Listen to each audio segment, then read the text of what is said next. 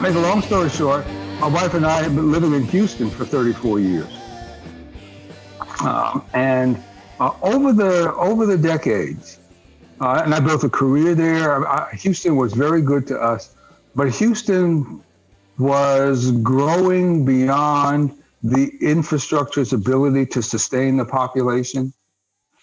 And number one, and I was retiring in 2019 anyway. And so my wife and I talked about doing what older people are told they should never do, which is just pick up, lock, stock, and barrel and move. So we were on the fence about it until Hurricane Harvey came through and blew us off the fence.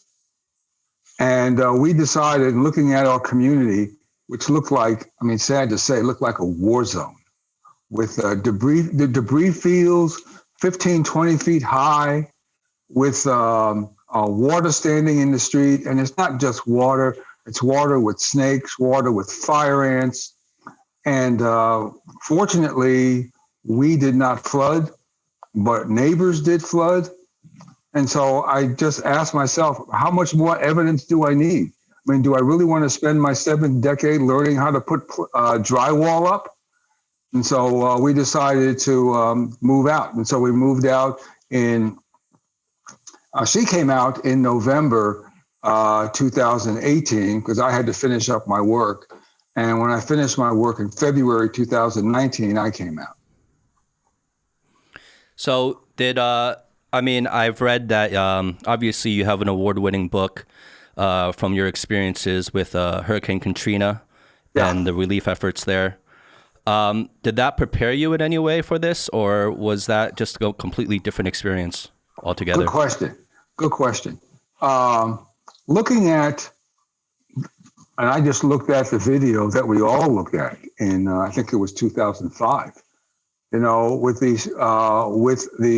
at the result of the levees breaking and how little infrastructure there is to support you.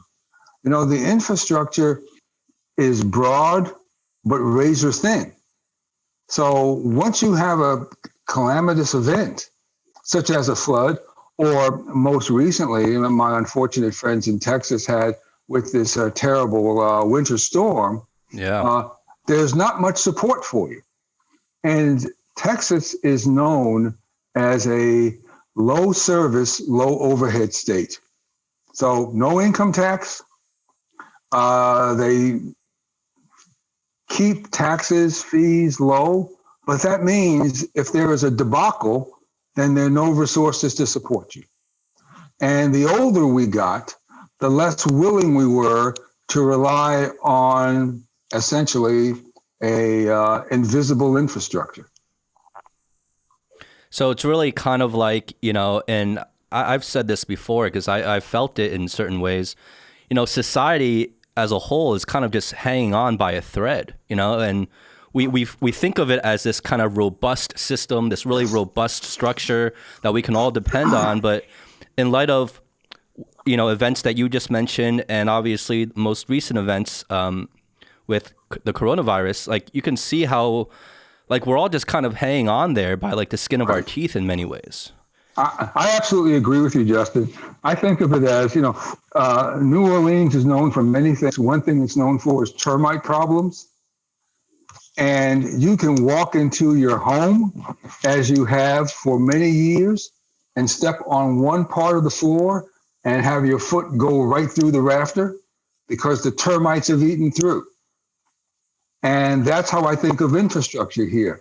We have thought, because it's never really been tested, and we've been assured that these resources would be available, that we've always trusted they would be. But when you actually put the weight of your foot on it, you find out they're not available at all. Is this an ugly truth that you've witnessed time and time again, repeatedly through, let's say, your personal experiences with Hurricane Harvey, you know, the Katrina disaster and tragedy, coronavirus? I'm sure there's countless other experiences I don't even know of that you've been through in your lifetime. Is that something that rings true consistently to you, or not? Yes. The experiences that I've had have been reinforcing experiences. So we went through a powerful rainstorm in 2001, June 2001. It wasn't a hurricane. I remember the name of it in a minute. But in the space of 48 hours, it dropped 1 trillion gallons of water. 1 trillion gallons of water.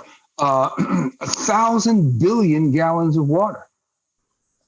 Yeah, And you can't like wrap your mind around that kind of volume. exactly. And everybody's hurt, everybody's damaged, and the infrastructure response is weak. It's maybe not fair to say excuse, but the reason given is that this event is so calamitous that there's no way we would have resources to be able to deal effectively with this. So I guess that gets into a little bit of a global warming thing or climate change. Then in 2008, we had Hurricane Ike, and Hurricane Ike, we lost power for 3 weeks. And again, wholly unprepared for that. In Houston, at that point, we expected to lose power. You lose power at the drop of a hat, really any hat, but it comes back in 2 hours, 12 hours, but it comes back relatively quickly. Here, it didn't come back for almost 3 weeks. And day after day goes by, and you begin to feel like you're not in the United States because the experience is so different than the expectation. And then we went through, of course, Harvey in 2018, and Harvey really was the backbreaker. I mean, there were unfortunate people. I mean, my wife and I were really very lucky. There are unfortunate people. There's a lady who was living in a structure. Let's just call it a structure, which had 4 wood posts and sheets that didn't cover all 4 sides. And she would have to try to negotiate how to take care of her personal hygiene in a circumstance, in this terrible circumstance. And this was occurring not days, but months after the event. And but it's the same story, Justin. A hue and cry about we can't go through this anymore. And then when that dies down, the economic interests begin to rear their heads. The folks who want to redevelop land so that it could be sold for profit, principally. And there are people, real estate groups in Houston, who are trying to sell plots on land that had flooded during Harvey. I mean, how in good conscience can you do that? Because you're setting another family up for disaster. And you're hoping, well, maybe it won't flood for 3 years or 5 years or 9 years.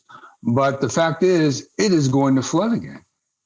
But they cannot develop a long-term solution for this kind of problem in Houston. Because just like in New Orleans, at the end of Katrina, there was a hue and cry to just abandon New Orleans. New Orleans is a lost cause.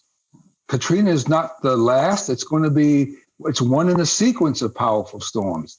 Let's just move everything north to maybe Shreveport or other points north in Louisiana. But in fact, what happened? Cultural interest argued against it. Political interest argued against it. And in the end, that was the inertia that kept New Orleans where it was. And so these poor people, actually the population in New Orleans now, I think is about maybe 70% of the peak pre-Katrina level. They are vulnerable. They continue to be vulnerable. You know, what what good does it do for you to rebuild your home on your block if you're the only home rebuilt and all the others are debris and they're wiped away? What kind of, you have no community. What kind of phone service do you get? What kind of cable do you get? What kind of infrastructure support do you get? Is this I'm sorry, go ahead. No, please. No, go ahead. Is this why you wanted to you decided to write a book about Katrina? Actually not. I wrote a book about Katrina because my experience with the Katrina evacuees was far different than what the media was telling us. When I went to volunteer at the Astrodome, the Astro Arena, Houstonians were being told that there were 700,000 hungry, angry African Americans descending on Houston. These people, we were told, left their children behind, left their wives behind, had no regard for family, and were now descending on Houston. That's what we were told. The people I interacted with it was another dimension. Let me give you an example. This is my first example of the character of these people. When we heard they were coming, we knew that they needed support. We knew they needed shoes, underwear, toiletries, clothes, food. And so we were told there was a staging area at a Toys R Us parking lot. So my wife and I bought some personal hygiene equipment and went over to drop it off. Now, I fully expected this was going to be a melee, that people were going to be fighting each other to get at this stuff. When I got there, I saw that no one had taken anything for themselves. What they were spending their time doing was organizing the piles of clothes. So you had children who were making sure that when socks were balled together, they matched, who were making sure that a left shoe and a right shoe were always put together. And they spent hours doing this before anybody took anything. Now, the impact of that is that, my God, these people who one could argue have every right to be angry because they've been rejected by culture, society, infrastructure, whatever. They have every right to be angry, are showing far more compassion for each other than anybody thought was possible. The impact of that is that if these people can be that way, then I can be that way. I mean, it was a direct heart-to-heart transmission. So many folks left. I mean, many of the Houstonians who brought support left, came back with cookers to cook food for. Now, when they cooked this food and they organized it, there was no melee for food. Individuals, evacuees, would take plates heaped with potato salad and barbecue, take it to others who could not walk to get the food for themselves.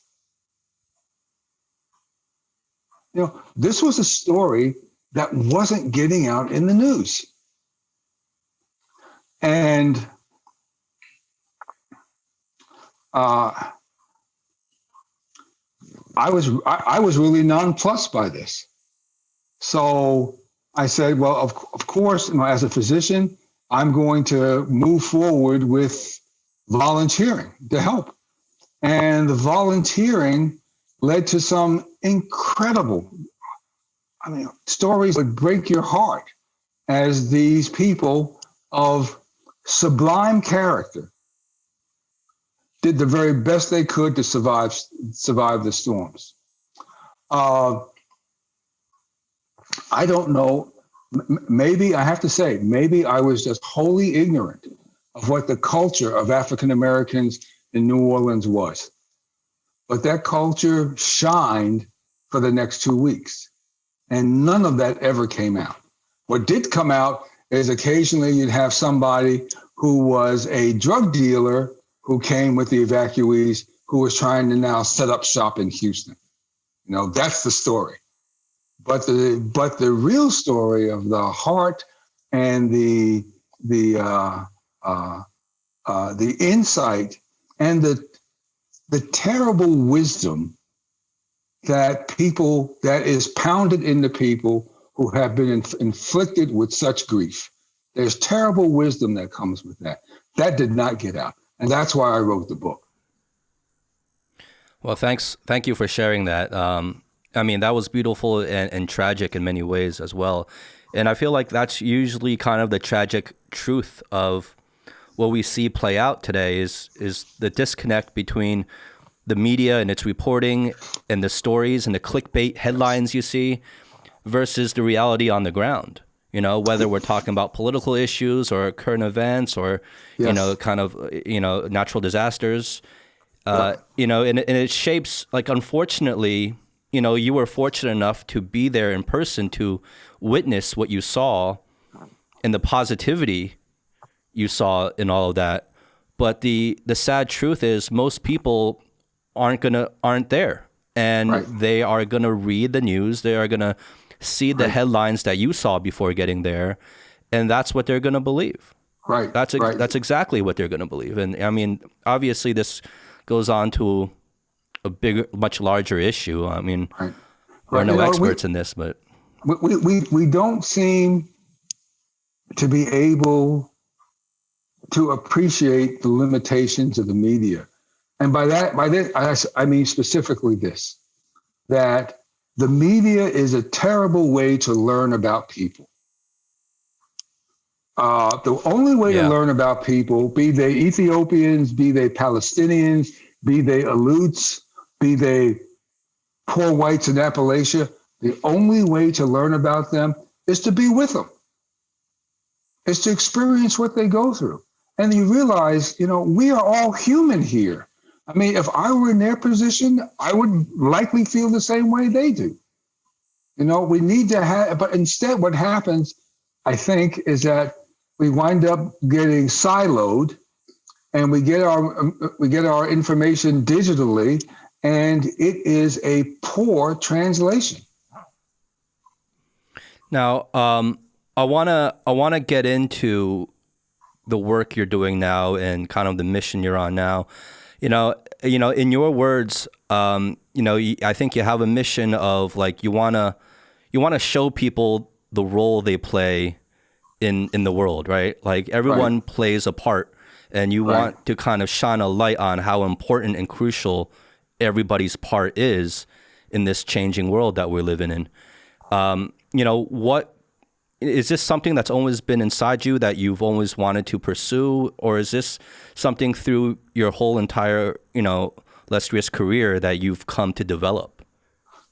It's a combination of things. I ached and failed as a faculty member and physician to really articulate what I was trying to say and trying to develop as a thesis. And the thesis really asked the question, what is the role and fate of good people on this planet? Many of us believe we're good people. We don't rob banks. We don't kidnap. We're not involved in heinous crimes. We make money legally. We're honest, and we try to absorb the best parts of the Quran or the Old Testament or the New Testament. But that people like that are ruined by this demented slaughterhouse of a world by thousands, by the hundreds of thousands. And I was asking myself, I'm almost like an Ecclesiastes question, what's going on here? These people are working as best they can.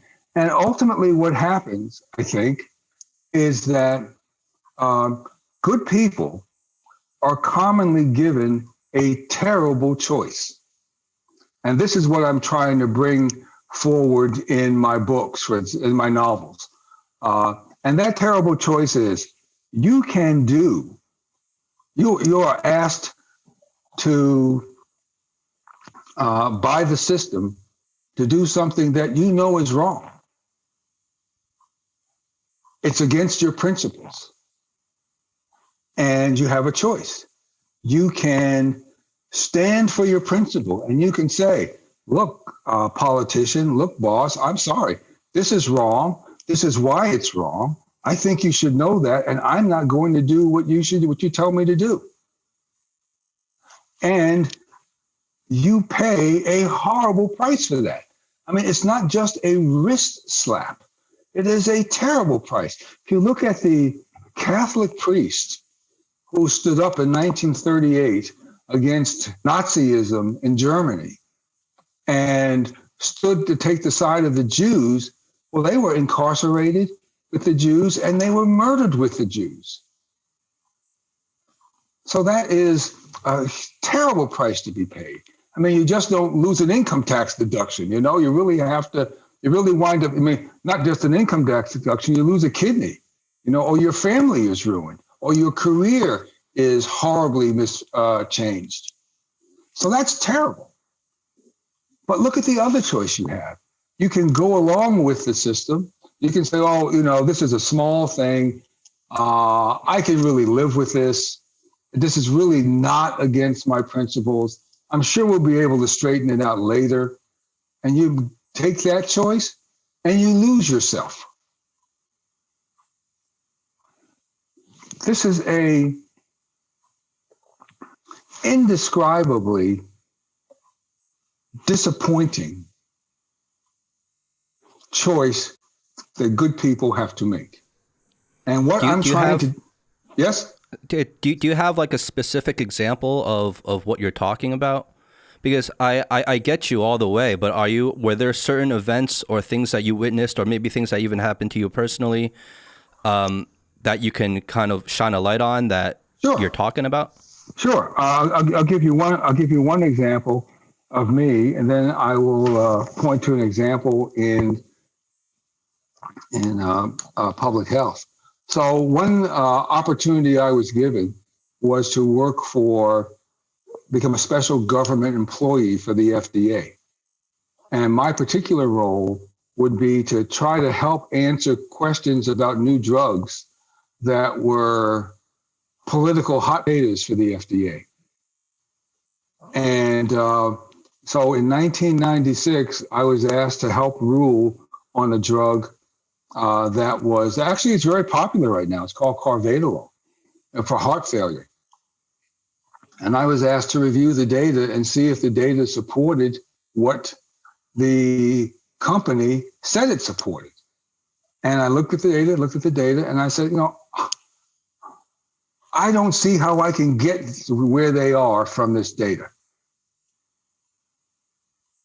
But other committee members seem to have no problem with it. So I'm wondering whether I really have I missed something? Or is my perspective so skewed that it's unhelpful? Is this something I should just keep my mouth shut about? And I decided, and I actually got very angry with myself. I said, look, this is what you stand for. These are the statistical probability principles, epidemiology principles you've built your career on. Are you really going to abandon them now? And I decided, no, I would not. And so when time came for public statements, and these are public statements now that are in an FDA building, an auditorium, it's got maybe 700 seating, 700 audience capacity, and most everybody is from the pharmaceutical industry. Or at that point, they were stockbrokers because we didn't have cell phones. So they'd have to listen and then run out to the lobby to make phone calls to their investment houses in New York. But I just held forth and said, look, these are the principles that are epidemiologically valid. They have been handed down to us over the years. We all use them. We trust them. We can understand results based on their use. And this is not a time to abandon them.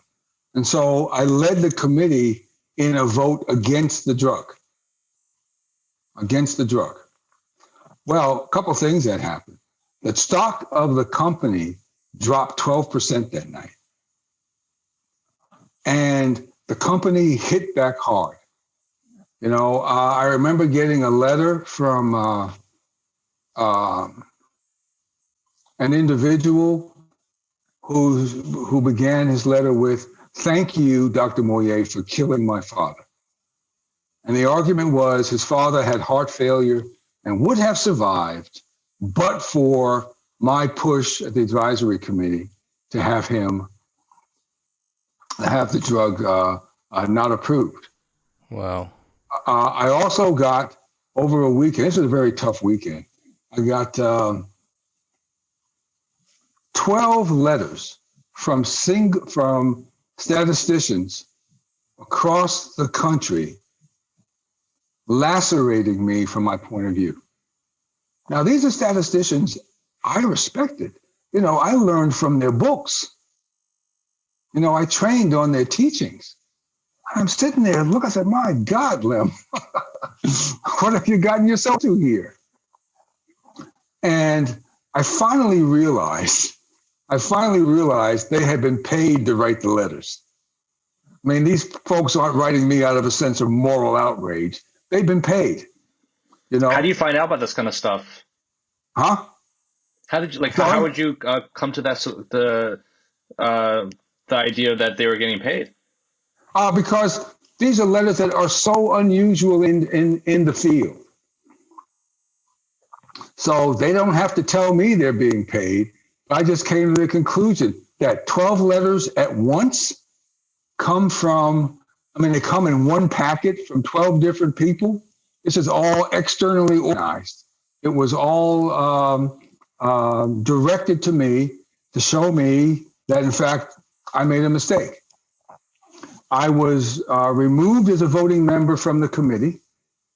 I was not permitted to be renominated as a committee member, and any opportunity I had for consulting went right down the drain. So in the end, I lost, let's just say I lost up to $10 million in consulting fees. Oh. So what was your response at the time? I mean, when these letters were coming in from other scientists and other biostatisticians that, some people that you even respected in the field, right? When these letters were coming in, was your first kind of initial reaction was to kind of try to convince them and defend yourself with the data and with the evidence that you? That was not my first saw? reaction. My first reaction, to be quite honest, was self-repudiation. My God, Lem, how could you get this so wrong? That these eminent people are going to take time out of their day to come down and school you on the basis of epidemiology and biostatistics. That was so my you just first thought you reaction. were wrong. You That just was thought you got it wrong. That was Saturday's reaction. That's correct. That was Saturday's reaction. It was a very mean day for me. And then I recognized that, in fact, the principles I was standing for were correct. My stance on this drug was correct. Maybe the drug is good, maybe not, but the data that they showed us suggested that it wasn't, and that I had no alternative but to take a stand. That was my only alternative. And when I came out of the weekend on Sunday, I felt much better. During this process, were you was there any type of, I guess, attempt at coercion or bribery or anything like that before you came out with your stance? No. I have to say that these folks in this industry are very subtle. They are not going to say to me, hey, Dr. Moyé, you know, we got a new yacht and we really would like your help in writing an endpoint definitions with some members of our group. So can you spend a week on our yacht with us while we do that? You know? Yeah. I mean, then they could do that. But it was, well, we're more than happy to support you, Dr. Moyé, in your work and give you opportunity for career growth. We just need your help on this issue. And it was an issue that I just couldn't provide it for. Did this permanently change the trajectory of your entire career? I would say it did, because I probably wouldn't have worked as long as I had if I had the opportunity to consult for the industry. But so there's losses. So the principal impact was economic. There's also an administrative impact in that the FDA is an administrative group, and administrators don't like troublemakers. And I was tagged now as a troublemaker. So this actually just my theory, because before we got on the podcast, I was kind of going through kind of your biography and just going through the synopsis of your writings and the books you've written. And I had formulated a theory about you that I think is pretty accurate. You can tell me. But, you know, all of your books, with the exception of just two, and you've written a ton of books, but just with the exception of two, are nonfiction books. They're scientific books. They're academic books, professional, expert. And then all of a sudden, out of nowhere, to me at least, it felt like all of a sudden now you have two fictional novels that you're writing. Yeah. And I read the synopsis of both novels, and there's a common theme that runs between both of those books. And it's kind of centers around, I guess, the moral and ethical fallout, you know, that surrounds the entire system in how drugs are developed, how they're tested, how they're funded, and how they're ultimately approved. And it seemed to me, I got the feeling that, okay, I think this is something that Dr. Moyé probably witnessed and experienced in his real life, but he's kind of writing it under the guise of a fictional novels as to maybe not get into too much trouble, maybe. Is that accurate to say? I don't worry too much about trouble. Okay. A couple of reasons. One, I'm retired. So it's not like they're going to take grants from me or going to have some impact on me, economic impact on me. So I don't worry too much about that. And all the trouble that they could produce for me, they already have when I was a junior scientist. So I don't worry too much about that. But I will agree with you in that there has been this rumbling in me, this ceaseless rumbling, that I need to write about the scientific industry in a way that lay people can understand, so that these need to be emotional experiences about circumstances that a lay person can understand, and then ask themselves the question, well, what would I do if I were in that circumstance? And the books give examples of people who make the wrong decisions and who have just disastrous consequences happen to them. And the voice in their head was, oh, this will be nothing. This is no big deal. Don't worry about it. You know, nobody's going to remember this. Just move on. And the fact of the matter is, it winds up having tragic consequences for them. So yes, I'm writing a three-volume novel now, and I talk about, and I traced the development of scientists who actually focus on being true to their principles and the terrible prices they pay, and the scientists who are not true to their principles, who lose themselves. And that book is those series of books is called Catching Cold, right? Yes, that's right. The first volume, Breakthrough, is out, and I'm in the middle of writing the second volume, Rivers of Redemption. And then you also have another book, another novel coming out, Saving Grace. Yeah, Saving Grace. Now, Saving Grace is my first novel, and it's kind of my labor of love. You know, I first wrote it, and I didn't know how to write novels. I started writing it in 2005, I think, and it was a real chew job. And I'd come back to it, and I'd learn something else about novel writing, and come back, and then just was bedeviled by copy editing, but finally got it together. And so it's re-released this year. But it is about a young scientist who has a terrible experience. She does what she believes is the right thing, and she is vilified for it. She loses her job over it, and she then decides to take the other path, and there's nothing but sorrow for her there.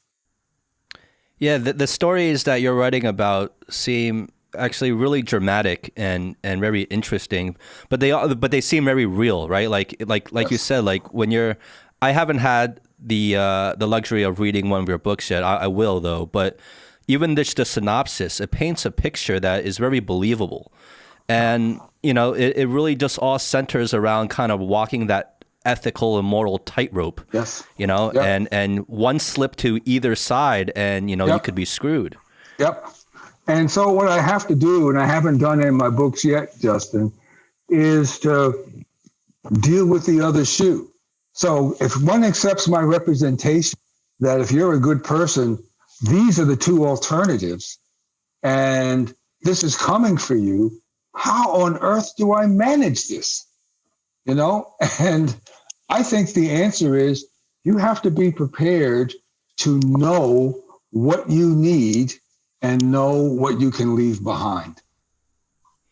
So let's get into the when it comes to like the United States and the FDA, because obviously the FDA, Federal Drug and Drug Administration, I guess. Yes. Is that correct? Food and Drug Administration. Okay, I sound like an idiot. But Food and Drug Administration.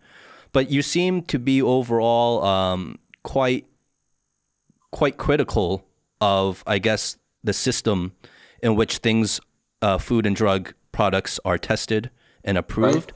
Right. What is that system like? Because, you have firsthand experience and knowledge into this system. What is the testing system? How are these clinical trials being done? And how are things ultimately getting through and into market? Sure. So let me give you an example. Let's say that you, Justin, are the CEO of a drug company. Okay, let's just say you're the CEO of a drug company. Your job is to two things. One, make products that are safe and effective. But two, money for your shareholders. You got to do both. If you do the first one, they'll say, nice job, give you a nice plaque and say goodbye. So you have to do both. So you have molecules that scientists tell you are promising. One molecule is promising for perhaps central nervous system effects and treating mental illness. Another molecule is promising for heart failure. So you spend money to develop the chemistry for these molecules, okay? And most times the chemistry fails. The molecule can't live I don't mean live. It can't keep the right configuration for in the pH that is in the central nervous system, for example. So there went $90,000 down the chute. Okay. And you have a few other molecules you work up, and now those molecules seem to be able to function in vitro. And so now you begin animal studies. And in the animal studies fail. So the animal studies cost you maybe $175,000. Okay. If you get that far, then you're able to start some phase 1 human studies. These are studies in primarily normal volunteers who take this drug and are monitored very carefully for any effects, okay? And so the drug that we thought might have been effective for heart failure causes seizures. Well, nobody anticipated that, And so that fails. And now you're talking about up to $500,000 of investment down the tube. And you then go to phase 2 studies. Phase 2 studies cost hundreds of millions of dollars. These are studies, small studies in patients, not normal volunteers, but patients who actually have the disease. And you find that most phase 2 studies fail. So now you're in the order of hundreds of millions of dollars down the tube. Then you come to the phase 3 study for one, and one drug gets to phase 3. It's a large study which replicates the phase 2 result. So again, looking at sick people, we now know the dose of the drug to give, and we assess them for benefit. And the phase 3 study looks promising. Unfortunately, there's a relatively rare adverse event that occurs. And now the question is, what is the role now of the company? Now, shareholders, first of all, I am not a fan of shareholders. Shareholders to me are interested in money. Okay, so I get capitalism, right? But I am not a fan of shareholders. Shareholders don't care about adverse events. They want return on investment, and they will say to you, Justin, are you really telling me that you invested $1.1 billion in this product and you're going to sink it because of this rare adverse event? You're under a lot of pressure there. Oh, yeah. Right? And likely you make the wrong decision, you'll wind up losing your job and you won't be CEO anywhere else. So what do? Most drug companies are interested in getting the drug approved. And so they try to pitch the corners.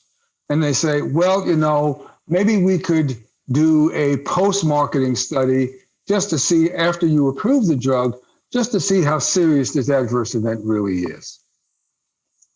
Or maybe what we do is treat people with a relatively harmless intervention that will help reduce the likelihood of this serious adverse event. Maybe we can give them shots and it would help decrease the likelihood of this. But the temptation is to downplay the serious adverse event because you want your return on investment. And you want the return on investment, Justin, not just on the 1.1 bill you put into this, but on all the other drug failures. Nobody paid you for that. When the animal studies failed, the government didn't say, well, Justin, I'm really sorry about that. Let us reimburse you for that. You absorbed that. And so, as a CEO, you are in really in quite a crucible here to decide what's in the best interest of the company, what's in the best interest of public health, and what's in your best interest. My thesis is that the only way you can fairly answer that, and Justin, I would say, if you're just thrust in this position, how terrible is that? Because you haven't thought about this before. These are titanic concepts for you, and you hadn't thought about it. My thesis is, as you develop as a scientist, you are always asking yourself, where is my ethical position? Have I crossed my ethical line? And what am I willing to give up for my principles? For somebody to take you out of it, for a CEO who decided that money is everything, the decision is easy, right? Let's just approve this baby. For somebody who's decided, I really am concerned about public health implications, then I'm willing to give up my CEO position.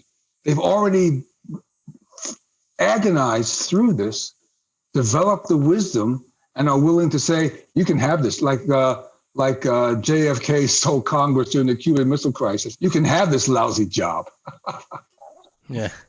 I would have to assume that most people probably fall somewhere in the middle, right? They're not completely driven by money 100%, right? But they're also not just driven by their moral and their principles and their moral compass 100%. They probably skew somewhere in the middle, as I would. Yeah. And when you're put into that position, I can only imagine that, God, it's after hearing what you said, it must be so hard and so rare to have a promising drug that actually makes it through all those phases. Yep. And when you finally, and after all those failures that don't even make it that far, after all those failures, when you finally get one that passes through and it shows a lot of promise, and then you have a hiccup of, something, an adverse effect at the last stage. Yep. I mean, God, you got to just be pulling your hair out, and your whole world kind of distorts in terms of what you should do and what is the right choice. And you have pressure coming so many ways. Internally, you're probably just being torn apart. I feel bad. I feel bad for people in that position. So, but okay, Justin, I absolutely agree with you. That was how the Carveda law people looked at me. They had just gotten their way of, it's the football player who breaks all of these tackles and gets to the 5-yard line, and Moyé has him by the ankle. Red zone defense.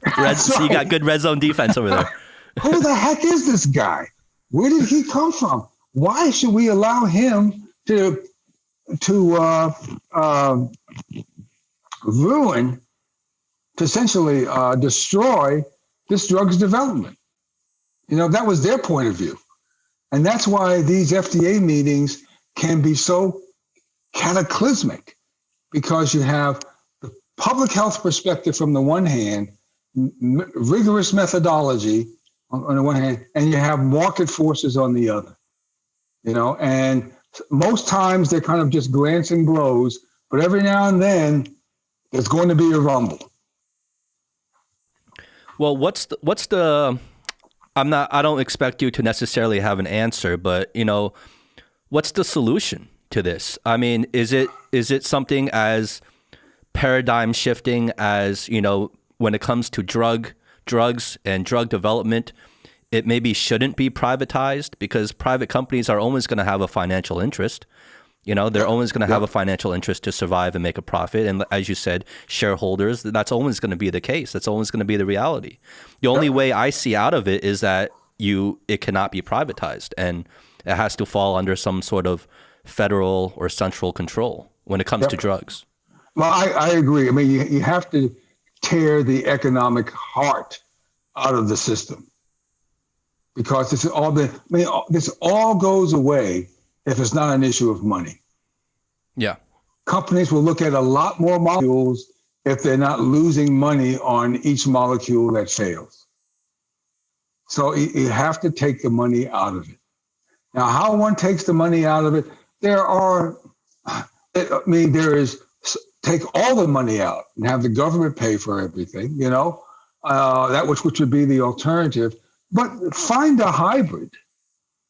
Find a hybrid that works. And maybe the hybrid is something like the government's willing to put a greater percentage of money in early drug development and a lower percentage of money as you go through, so the accumulated cost to the company is not so great. I mean, there are all kinds of different economic models that could be studied and applied to this, but there has to be the rationale for, and the motivating, the power of motivation for the drug company to say, look, we've had it. We can't do this anymore. And they're not there yet. There's always somebody, God bless Microsoft, there's always somebody who manipulates a hyper Excel spreadsheet and shows how we can really make money if we do something like this. It's like the cherry picking of information, right? The cherry picking of data Yep. to show one story. Just like what we mentioned, kind of like almost like you can draw parallels to media and how it spins stories and how it spins the narrative.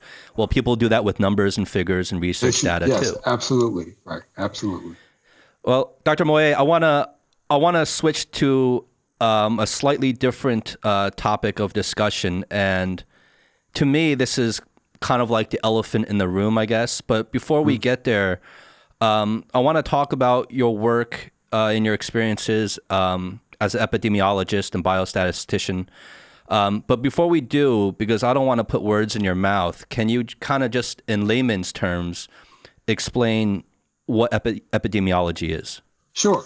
Let me correct our record. That 2001 storm was Tropical Storm Allison. I couldn't remember it 40 minutes ago, but Tropical Storm Allison. Okay. All right. Well, just before you get there, I mean, that just proves there's so many storms, especially, I mean, when I was growing up and I was a kid, I don't remember there being all these natural disasters so closely one after another. And it seems like within the past couple decades, there's just so many where you even forget the names. I mean, any one of these storms alone back a long time ago would have just been a huge event in itself, and people would remember. Like it wouldn't be like forgotten amongst the mountains of other, like all the other storms that happened. Yes. So I mean, I just wanted to make that comment. I mean, you know, that's absolutely true. And rather than, you know, I think Americans have a wonderful capacity to solve problems. You know, you give Americans a current problem to solve, either making a vaccine or coming up with a new traffic light or working on a new communication system for a satellite. Americans love to solve problems. I think our difficulty, our weakness is that we cannot appreciate problems that aren't on our plate. You know, COVID, a year ago, we were told you will have multiple waves of this. This will likely last into 2021 or 22, and you have to take steps now. People yawned, you know. And climate change, as you point out, is another issue. You know, I was surprised to learn, Justin, that at high tide, Norfolk, Virginia floods regularly. At high tide now. Water is in the street. I didn't know that.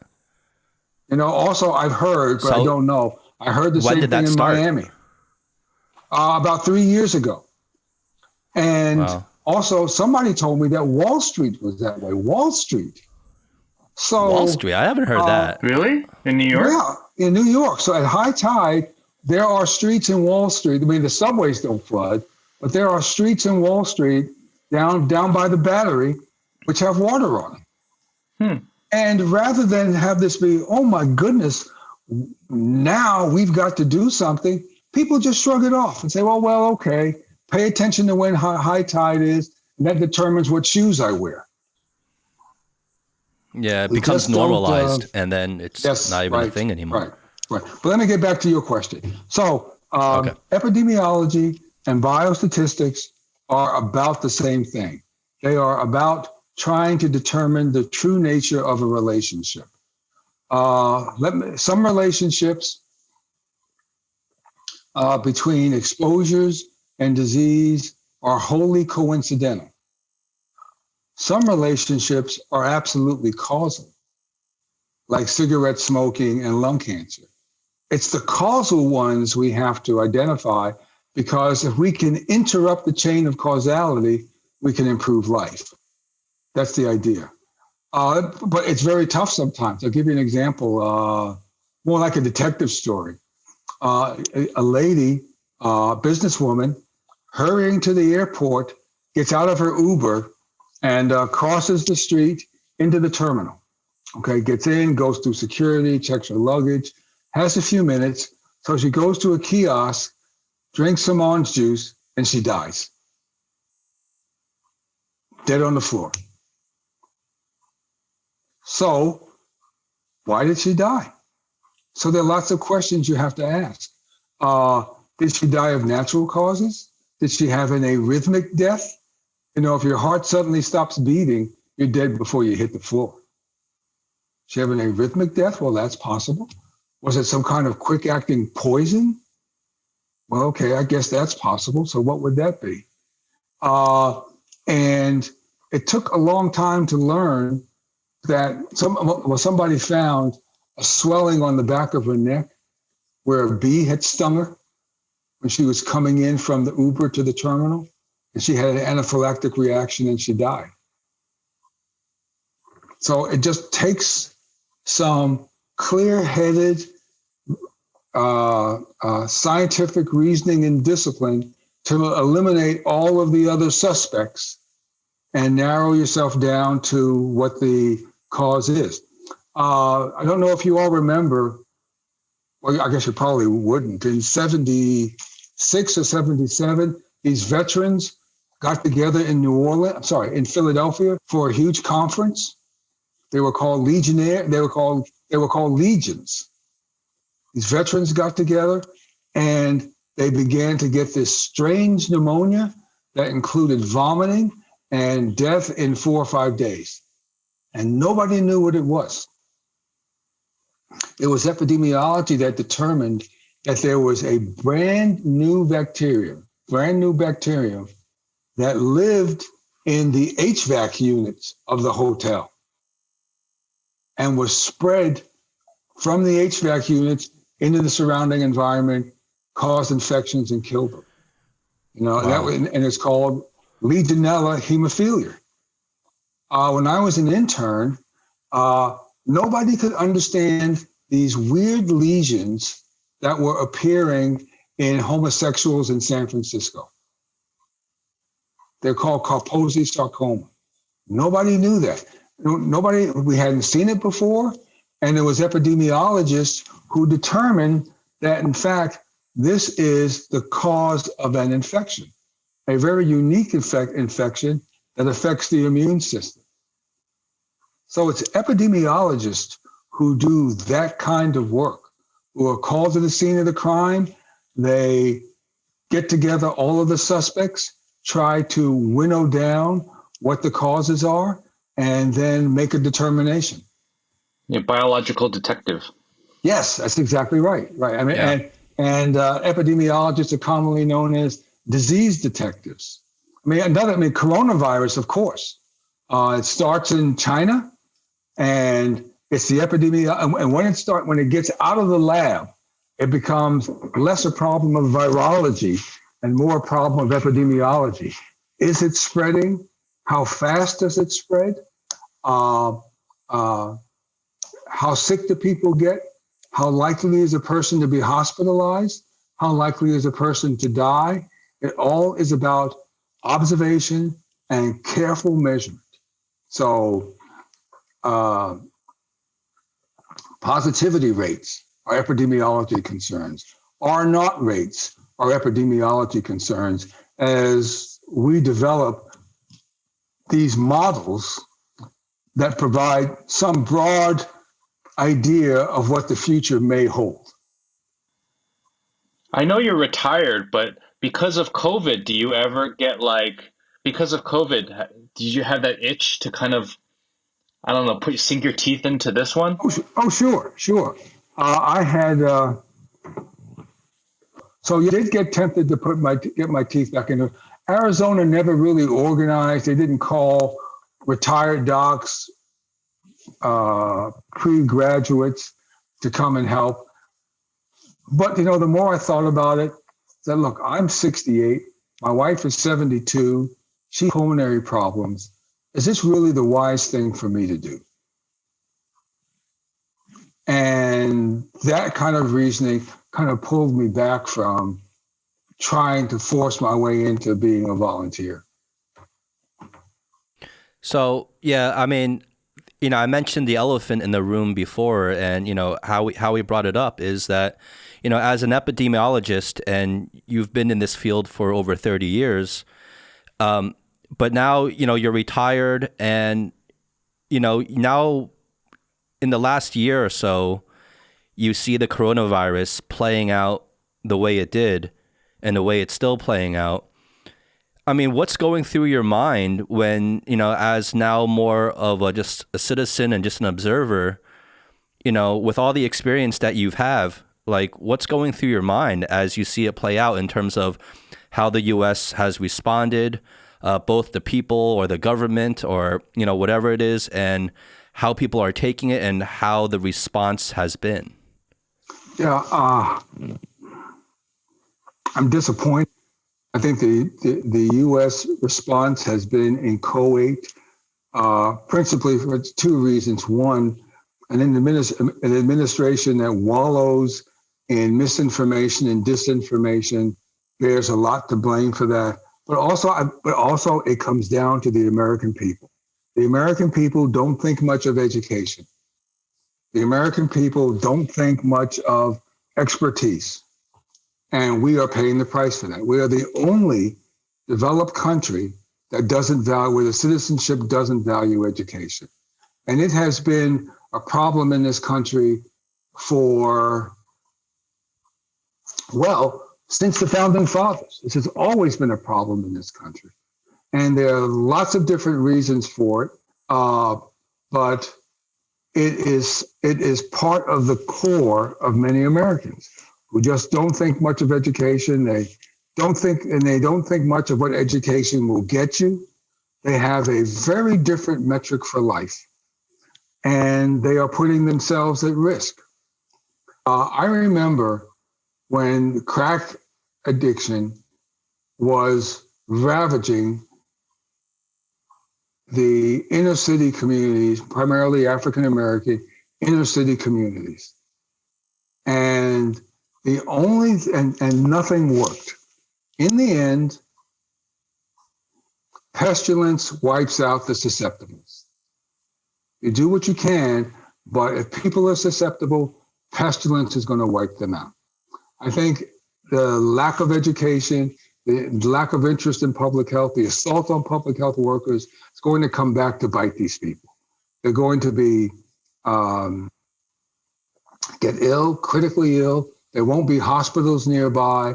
There won't be healthcare workers nearby. And sadly, they're going to die. And they're going to complain bitterly, of course, but we make our own, we made our bed. Do you attribute it? I mean, you mentioned it just now before, but do you attribute it in terms of, and I tend to agree with you. I'm just curious as to what makes you say, there's Americans in general don't have really an appreciation for education.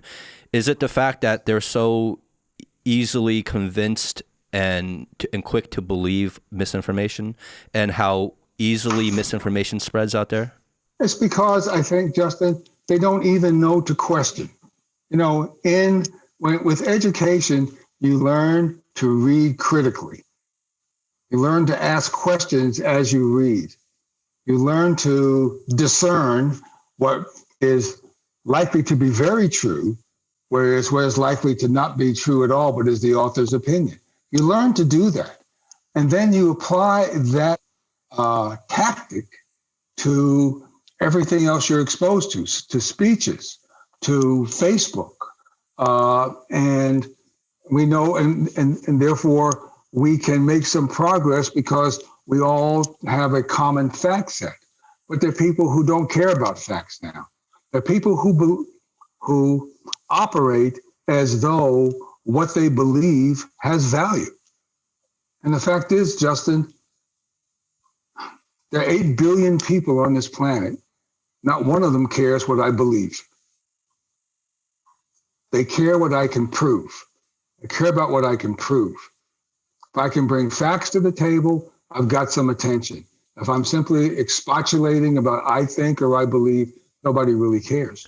And even that might be giving them too much credit. I mean, I'm a little even more extreme in my thoughts. I think people don't even care what you can prove. They just care what side you're on now. Yeah. It's like pick a side, and they want to know what side you're on. It doesn't matter what you can prove. It doesn't matter what you think. They just want to know what side you're on. And, public health has been so politicized. Yes. And it's it's insane. It's insane. And I'm just wondering, like, it's insane for me. I can't imagine how you feel about that. Yeah. The fact that public health workers are assaulted, that they are spat on, is just one more barometer of one more measure of how, in fact, this country or many people in this country don't value the contribution or the sacrifice of others. Are these occurrences you've seen and heard about through your circle of people in the profession and in the industry, or is this also just information you're getting through the news, though, in terms of public health workers being attacked, being spit on, things like that? Because, to be honest, I haven't heard much about that. Yeah. So it's been pretty much my circle. There are public health workers, nurses who were spat upon, especially now with this issue of the politicization of masks. And the notion of whether you should or should not wear masks. Masks have become, when that became a political statement, public health became a political statement. Yeah, And to go back to what we were talking about earlier, so what should the response of public health be? Right? I mean, public health is an organized, practicing discipline. There needs to be a response of the discipline, and there needs to be a response of politicians supporting the discipline. I mean, look at poor Deborah Birx, right? Head of Medicare, a absolute track record, a perfect track record of research, of and intellectual discipline. And she got tagged along with Fauci to be part of this coronavirus task force, and she commonly appeared with Trump. Now, here she is, someone who absolutely understands public health, what public health teaches about discipline, and what public health teaches about infectious disease. And therefore, there is a need to stay apart. There is a need to avoid large gatherings. There is a need for masks. And she's standing there with a man with tremendous power who is dissing all this. What is her role in this? I don't think I'm saying, though it would have been great to see her turn around to the president and say, Mr. President, look, I'm sorry, you are 100% wrong on this. And frankly, I told you this before. You're standing here talking about this now. If she had done that, we would not have seen her again, right? Would not have seen her again. But she would have been true to her core. And she would have had a lot of support, even if she had done that. I think a lot of us watching those press conferences were probably screaming at the television, wanting, either Dr. Fauci or herself to kind of speak up, And, when Trump was talking about, what was it? Lights in the body. Or drinking cleaning fluid that would help. Yeah, bleach to help you fight the virus. And she's sitting right there, and she's got to be thinking, my God in heaven, why is this man saying this? But she never got up and said that. She never got up and said it. And so many people understand why she didn't do it. But look at her now. I mean, now she's just trying to find her way through the wasteland of her unwillingness to speak out. It's almost like a lose-lose scenario. I mean, again, you're exactly right. It is. I mean, for good people, it is clearly a lose-lose scenario. And so you just have to be ready to decide what you're willing to give up for your principles. Speaking of masks, go ahead. No, go ahead. Howie? Okay, well, speaking of masks, this morning, I don't know if you heard yet because it's still just 6-something o'clock over there. Texas is today announced this morning fully open. and they Yes. have lifted their mask mandate. So Yes. they have completely Yes. 100% lifted the mask mandate, and all businesses are 100% back to a full capacity. Everything's been open. Yep. And it's a very controversial move. I'm sure from a public health perspective, it seems like a very foolish move. But it just keeps going to what you're saying. There's this, and people are cheering, and people are still like, when people are asked to wear masks, at least what I see in the media again, you still see a lot of people booing Yes.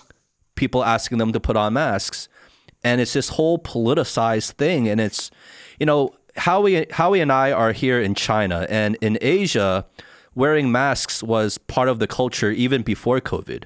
Yes. Because of the pollution, because of SARS. In the Japanese in particular, they were always big on just wearing masks in general. Right. So for us, we see it as like such not a big deal. To me, Right. it's like when it's raining outside, you bring an umbrella, and it's as simple as that. No one's going to argue, and holding an umbrella when it's raining is not going to be politicized. And to us, that's how we see wearing a mask during a pandemic. Right. So it's mind blowing from our point of view over here how it's still an issue. Well, it's mind blowing in most states here too, but Okay. Texas likes to, at least the Texas leaders like to hold themselves out as independent thinkers, which means you don't take advice from anybody else. That's not independent thinking. Yeah. Right. That's not independent thinking. Means you consider advice from people and you take the best advice. I mean, Texans they treat themselves as insular, and they want to treat themselves as separate from the federal government until there's a disaster when they go to the government with their hands out. So I did hear about Abbott, and also the state of Mississippi is also giving up masks. Now, the state of Texas, I expect moronic behavior from these people. I mean, really, they wholly mismanaged this last winter crisis, even though they had one 8 to 10 years ago. They wholly mismanaged it. And this is going to be another example, like they did last April. They opened up, and sure as the world, here's a surge in May, and they have to close back down. So Texans have the opportunity to throw these people out, get rid of this point of view, and bring themselves into the modern era. But many Texans are stubborn. There are 30 million Texans, and many Texans look at what Abbott does, look at what Cruz comments that Cruz has made, and they wholly support it. So how do you see this playing out, in the months to come? I mean, is it pretty predictable, or? I think so. Yes. Many Texans, primarily, it will be very difficult for Randall's or CVS to enforce masks when the governor says you don't have to wear a mask. It's going to be very difficult to enforce. So I think the local businesses are going to give way, and they're going to allow people in without masks. And this virus is going to resurge because it's all about the ability to infect people who haven't been infected, and infection rates are going to increase. Hospitalization rates are going to increase, and Abbott's going to have to decide that, we're going to have to step back a little bit. I think that's the way it'll play out. Viruses are pretty clear. They don't care about mandates. They don't care about viruses. They exist to infect and reproduce, and all they need are more people to infect. So now Biden. Texans, go ahead. Biden has promised that by this summer, I think by May or June, he said there will be enough vaccines for anyone that wants them. Right. Have you got vaccinated yet? I have not. My wife is going to get vaccinated. She decided. We became available because of our age range vaccines were available to us. It's a question of whether you can get an appointment. So my wife is looking at CVS and will likely have an appointment in the next, maybe this week. I had decided I wanted to wait until 1 million people had been vaccinated and we had 6 months of data on them. So that will likely happen in late May. And if the data all look good, I'll go ahead and get vaccinated. I get vaccinated for the flu. I mean, I had true flu. I never want to go through that again. I'll take 2 vaccine shots for flu. I really. So I'm not against vaccines. I just want to make sure I understand what the data show. I mean, do you think there's any type of shady business going on with that from your perspective? Well, good question. I would say I have no evidence of that, but I would say that you take a process and you compress the timeline. That does not help quality. It doesn't help quality, and so I just want to wait and watch and see. You want more data. Sense. That's right. I just want some more data to see what's going on. If in fact it all looks good, then I'm talking about adverse events here now.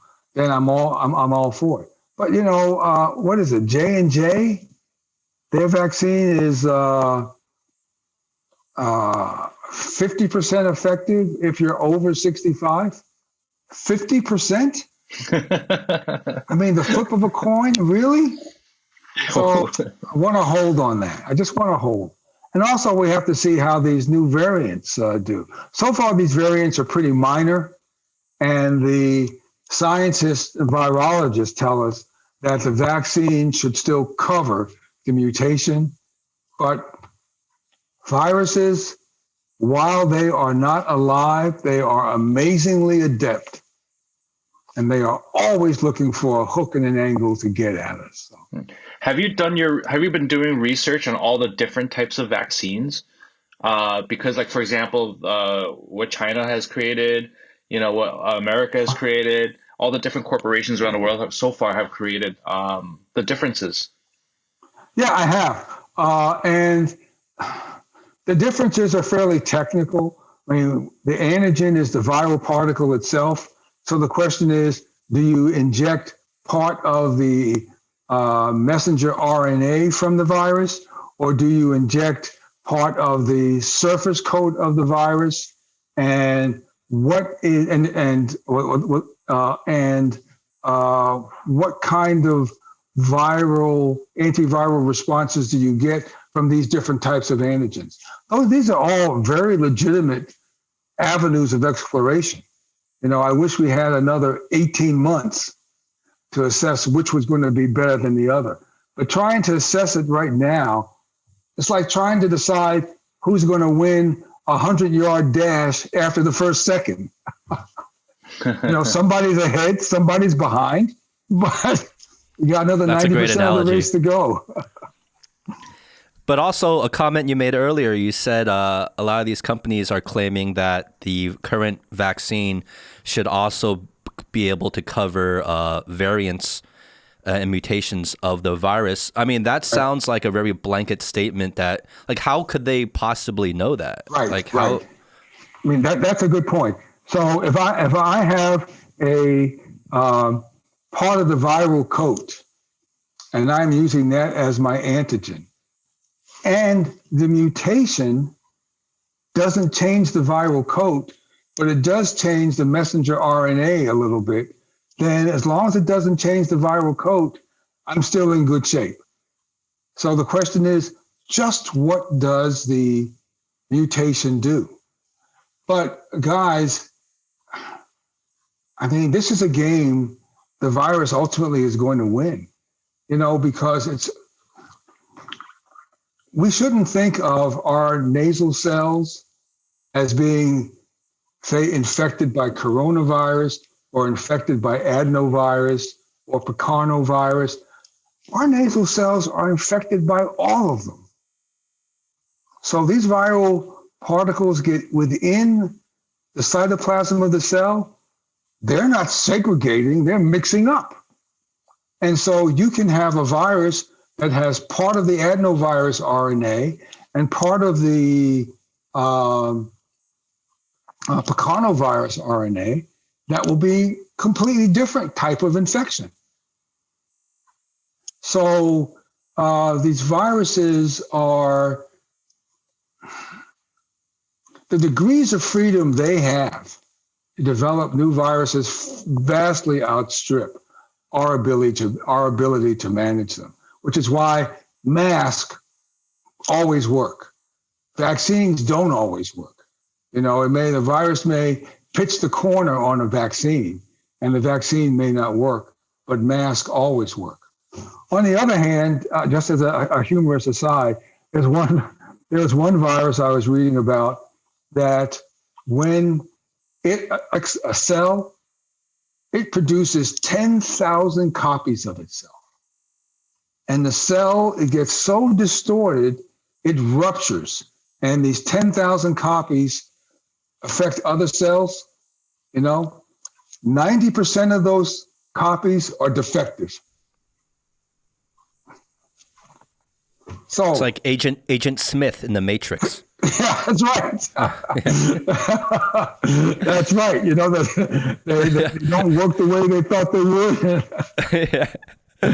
Yeah, leave it to me to put in a Matrix reference. But so in your opinion, Dr. Moyé, what's the end result here with coronavirus? I mean, as time plays out, is COVID just something we have to live with for the rest of time now? Is it here to stay? And it depends on herd immunity, or will it go away? Or no, the virus won't go away.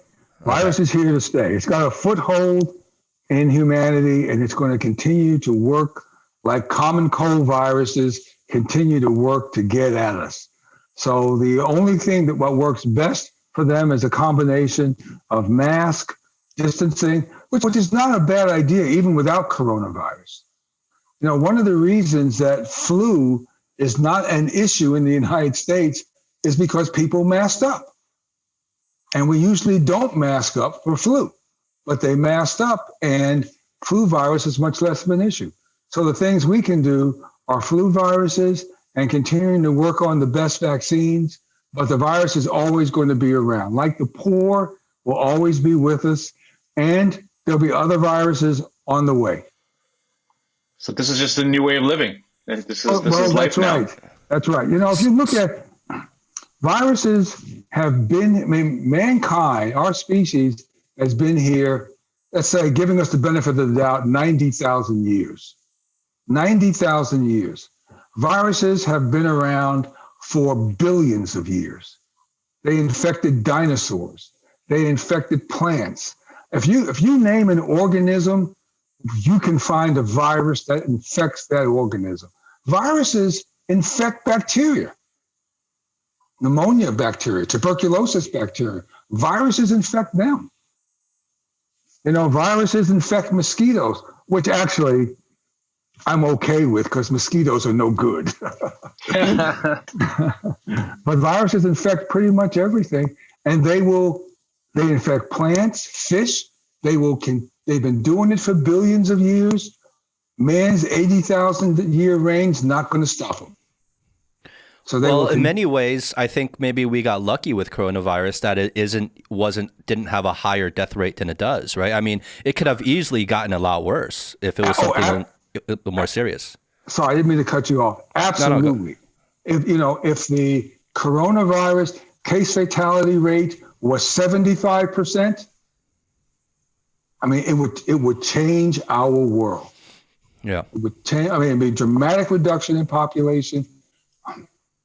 I'd like to think that there are people in the U.S. would say, well, masks are really a good idea. So is there a greater focus now? Okay, so now that coronavirus is a reality, and a lot of people, I think, that probably weren't in your field, just normal people, got a huge wake-up call over the last year, really. Do you think there's a greater focus now in the scientific community to kind of try to find out what the next pandemic might be and how to prevent that? Is that even possible? It is possible. It requires vigilance and it requires solid communication. The most recent viruses have been viruses that have jumped mammal to mammal, right? So bat to man. Most viruses cannot do that, but if you say 90% of viruses can't do it, but there are 1 million viruses that are trying, well, then you can expect there are going to be viruses that are going to jump and they're going to have the impact. What we have to do, which we find so difficult to do, is to manage our response. What do you do about airline flights? It takes, watching the world manage airline flights is watching the proverbial farmer chasing the chicken with his head cut off. We just keep swiping at it and swiping at it, but we just can't do it. We need to have a uniform approach to shutting down flights. And there needs to be an expectation among us all, vacationers in the business community, that don't be surprised if your flight is canceled. Don't start complaining if your flight is canceled because of a concern about a virus. Because by doing that, you go a long way to removing the pandemic from the viral infection. If the viral infection, Ebola, for example, Ebola is so dangerous that any community that's found to have it is isolated. And so that's why Ebola didn't spread around the world, because we understood the danger and you shut down flights coming from the affected communities. But I think Justin's sad to say coronavirus wasn't dangerous enough. If the reports coming out of China said that 90% of people had died, then there would be a huge and massive response. But if it comes out that says, well, for 85% of people, it's just like the common cold, that's essentially a kiss for any kind of coherent response, because everybody knows you can't do anything about the common cold. You endure it for 5 to 7 days and you move on with no consequences. Yeah, I think there was also kind of mixed messages, right? So yeah. I think the initial reports, it didn't paint it as serious as maybe it was, but at the same time, the whole world saw China completely shut down Wuhan. Right. I mean, the whole city of millions and millions of people completely locked down.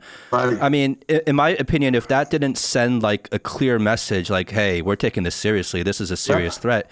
I mean, just think about the logistics to shut down an entire city like that in like overnight, basically. I mean, but I think the common response globally, at least in the Western world that I saw, was that people were kind of just criticizing the move, maybe laughing it off in a way, and just not taking that move seriously, in the sense that they just thought, oh, there goes China again, that's communism for you, or whatever, whatever their opinions were at the time.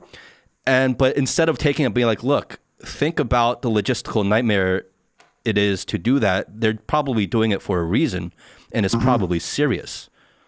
Otherwise, it wouldn't happen. I agree. I mean, I was affected by that, and also the notion that the Chinese were putting up new hospitals within 10 days. Yeah. The fact that they were doing that, it says to me, my God, listen, the Chinese are taking this seriously. Forget about what they said the first 18, 24, 36 hours. They are taking this seriously. These countries all need to take it seriously. But the business interests argue, well, why are you doing this? Why are you making us all shut down? China is 7,000 miles in that direction. If it gets bad over here, we'll do the right thing. And there's in this country, the government doesn't have they have the authority. They don't have the courage that says, look, thanks for your input, you're shutting down. And it was the same thing in 1918 too, just people weren't prepared, and the government didn't have the authority. I mean, they had the authority, but they just weren't willing to put their political necks on the line and say, listen, we are shutting down, period. The looking forward, besides COVID, I mean, as a public health professional, like, what do you see are the largest threats to public health going forward besides the coronavirus? Okay. Besides, the most likely infectious disease problem will be a viral problem. So let's putting all that aside, the rest is easy. Nutrition is a huge problem. Nutrition and starvation is an unforgivable problem because we know what to do, and frankly, we just don't care enough to do it, really. The next thing is gun violence. Again, we know what to do, we just don't care enough to do it. You know, I get that people need to protect themselves. It's a violent world, but my goodness, do I really need to have 15 assault rifles in my house? Well, you're living, I assume, I'm not too clear on it, but I assume you're living in a region of the country where that's not a very popular opinion. Is it true? Fortunately, people don't ask me very often, so I don't have to say. But that's right. That's right. You know, people, it is, I mean, guns are prevalent. And I appreciate that. You know, I live in a community where if we have some problem with violence, I call 911 and the police are here in 3 minutes. 3 minutes. If you're living out north of Flagstaff, or if you're living way west of Peoria, police will get there maybe in an hour and a half. So you've got to have something to protect yourself. I get that. And as long as America has been a violent society since before its inception. So as long as we're violent, we need ways to protect ourselves. But I don't think you need to have a howitzer. No. I think to kind of wrap it up, I know you got a busy schedule. I don't want to take up too much of your time, Dr. Moyé. But I think going forward, when you look forward and in the context of disease and viruses and public health, or global health really at this point, do you see a pathway to more cooperation between countries and between different agencies of different countries to kind of communicate in real time? I mean, I know there's a structure and there's a system already there, right. But I think a lot of people, because of the coronavirus, don't have a lot of confidence and faith in that system. Right. And whether they're right or wrong, probably think that the system underperformed in this particular example. Right. So what undermined us all was the politicization of this, and the unwillingness to accept a common set of facts, the unwillingness to sacrifice for other countries, to share resources with other countries. That set us back a long way. And that's a human problem. But it's for Americans, it's up to us. If we're embarrassed and we are ashamed of the government for how it conducted its coronavirus response, then we change the government, which is what we did. And now we are getting cooperation with WHO, and we are having less encumbered, more scientific conversations with fellow scientists. So, I mean, that was a step in a good direction for us. And you attribute that change to the change of administration? Yes. Okay. All right. Well, look, Dr. Moyé, I mean, honestly, I can talk to you for hours upon hours. I honestly, I thoroughly enjoyed this. It was really an honor to talk to you. I would love to have you back at some later point. We can talk about some other things whenever you like to come back on the show. Okay. But, thank you. Thank you for being on the show, and we should definitely keep in touch.